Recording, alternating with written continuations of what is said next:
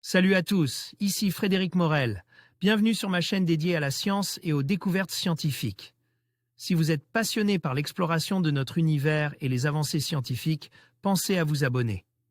Aujourd'hui, on plonge dans un sujet fascinant qui repousse les limites de notre compréhension. Allons-y. Bonjour à tous. Dans cette vidéo, je vais vous emmener à la découverte des céramiques et du matériel lithique de Bornéo. Nous explorons ensemble les techniques de fabrication, les styles uniques et l'importance culturelle de ces objets fascinants. Je partagerai également quelques découvertes archéologiques récentes qui mettent en lumière l'histoire de cette région. Préparez-vous à plonger dans l'univers riche et varié de l'artisanat traditionnel de Bornéo. C'est parti!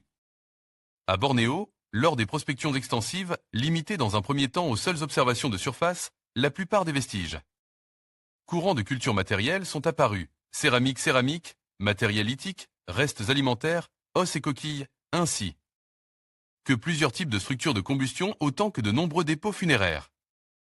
Les céramiques découvertes, en surface seulement, couvrent toutes les périodes, des plus anciennes aux subcontemporaines, entre 3500 et 200 ans environ. Lors de la fouille des sites de Bornéo, des céramiques et du matériel lithique ont été retrouvés. Lilian, Photolia. Les céramiques les plus anciennes utilisent exclusivement la technique du battoir, diversement décorées, cordes ou graves. Ensuite, elles sont recouvertes d'os de tortue ou de vannerie. Quant aux plus tardives, elles mettent aussi en œuvre la gamme complète des variantes d'incision répertoriées jusqu'à présent dans le reste du sud-est asiatique insulaire limitrophe, voir image de ci-dessous. 2. Variété des céramiques décorées. Cliquez en bas à droite de l'image pour l'agrandir. Le matériel lithique collecte dans un premier temps en surface, au hasard des parcours, présente, lui aussi, une très large palette de la typologie propre à l'espace culturel du sud-est asiatique. Cette typologie a été largement confirmée et vérifiée depuis les fouilles commanditées en 2003. On y trouve un outillage assez sommaire sur éclat brut ou qui présente au contraire des aménagements avec des bords et des tranchants soigneusement aménagés. L'ensemble s'apparente nettement à l'équipement courant des chasseurs-cueilleurs des forêts ou savanes chaudes, tel qu'il a commencé à être élaboré à la fin du Paléolithique. L'éclat cuté. Ici, à Bornéo, la typologie présente une différence notable, probablement due à une relative pauvreté générale en matières premières, ainsi qu'en matériel de bonne qualité, ce qui se manifeste par des processus de taille majoritairement peu élaborés et des produits trapus. Les recherches conduites par un de nos assistants ont cependant déjà permis de mettre en évidence un processus particulier et peu fréquent de production d'éclats utilitaires, l'éclat combois, auquel on adonne le nom éponyme local d'éclat cuté. Voir l'image 3 ci-dessous. Il se caractérise par un rapport élevé entre quantité de gestes de production et efficacité résultante pour un volume lithique mis en œuvre réduit. Il révélait ainsi une conception économique particulièrement pertinente et surtout adaptée à des ressources environnementales limitées.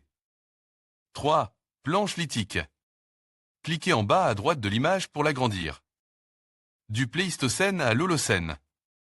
Ces découvertes successives, échelonnées sur près de 10 années de prospection répétée, n'ont fait que confirmer que la partie indonésienne de Bornéo s'intégrait parfaitement dans les schémas antérieurs, en les complétant et les confirmant, ceux issus des seules fouilles des provinces adjacentes malaises ou de Brunei.